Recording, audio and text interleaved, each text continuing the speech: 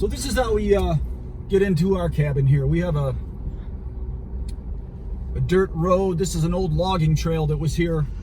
A little bit of a bumpy ride getting in, but as you can see, the leaves are falling. It's absolutely beautiful out here.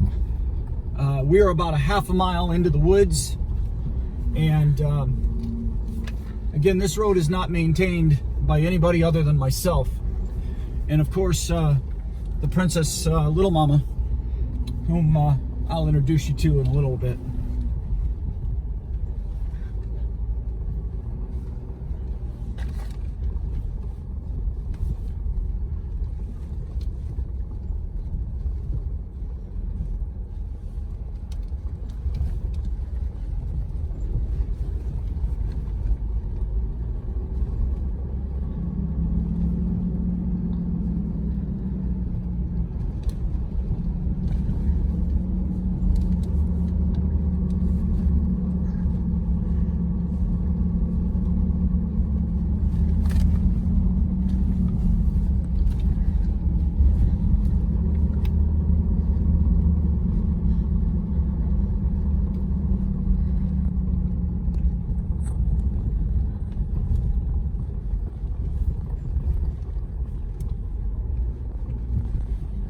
So right here is where we turn into our cabin, and if you look straight down over this way, my property continues back this way.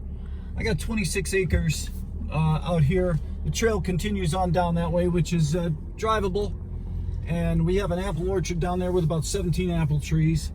Some of them didn't fare so well this past season, but I'm hoping they come back. But as you turn into the cabin, this is what it looks like.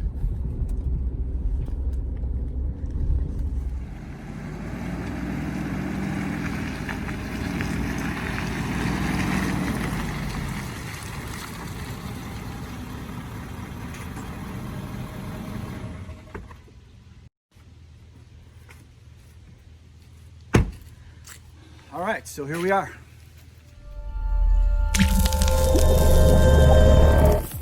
So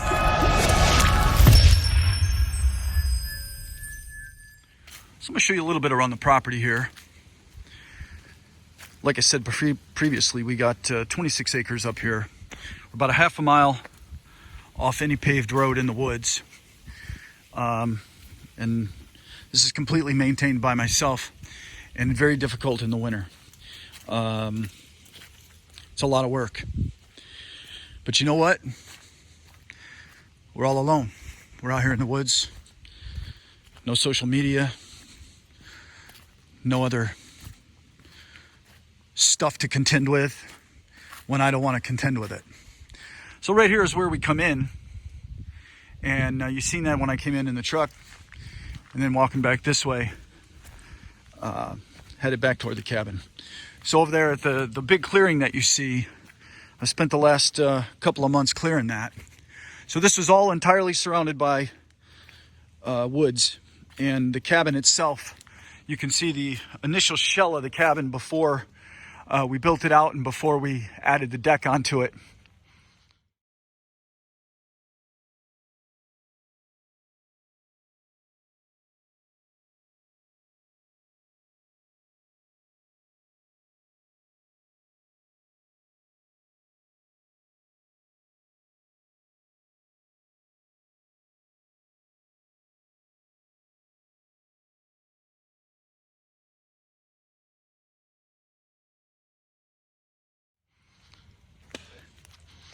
And I'll talk to you a little bit about some of the things that we've done since we've been up here. Again, all of this was wooded. We cleared it back, took down trees, cut up the wood, which I plan to split. Obviously, that's going to be a heat source for us in the wintertime.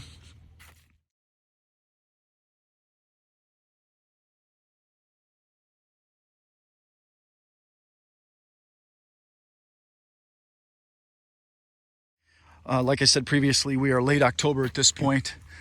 Leaves are falling. I'm not going to get any type of grass planted here this season. I was hoping to, but unfortunately, I'm quickly running out of time.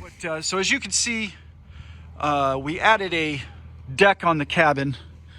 We came out 10 feet off the cabin on the side, 6 feet off the front. And because of the snow load up here, we had to put a very large LVL beam, put this large LVL beam in, which we have lagged into 6x6s on the other side. Coming around the back of the cabin, show you what we did back here.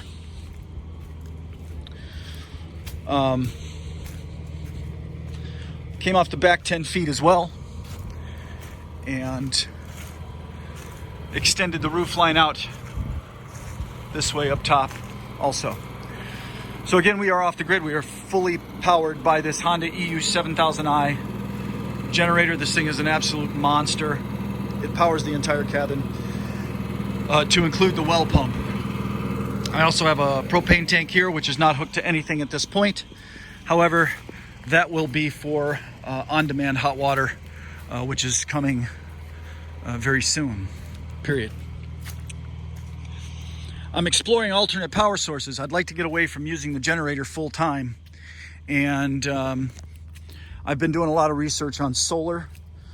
Solar is a science in and of itself.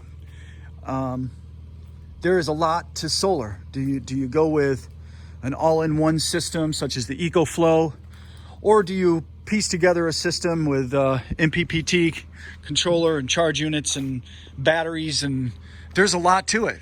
I don't know what the proper system is for me yet. I haven't decided.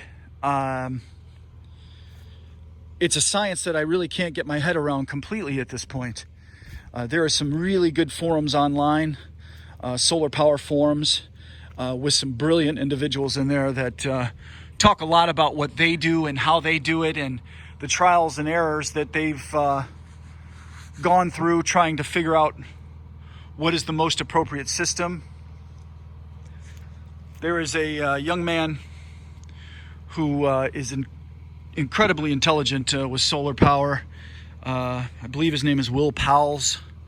I may not be pronouncing his last name correctly, but I watch a lot of his videos, and this kid is something else, man. He's got some really valuable information.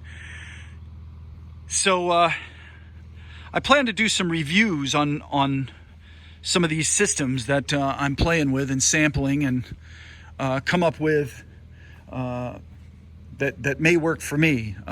So if you guys have any suggestions or want to share any of your opinions about what kind of solar system you may be using, then I'd greatly appreciate it. Or any other tips that you have for living off the grid and you know how you do things at your tiny cabin. But anyway, I'm going to pause here outside, and I'm going to take you inside and I'll show you around the cabin. It is roughly about 980 square feet inside. We do have a well which we put in. There's a 90-foot deep drilled well. You can see that over there poking up out of the ground right there. It does supply us with an ample amount of water. It will run an on-demand system and work a pressure washer just fine. We don't drink it, but it does afford us the opportunity to take a shower and flush a toilet. We also put a septic system out back as well. So it's coming along. A lot of strong work here this summer as well.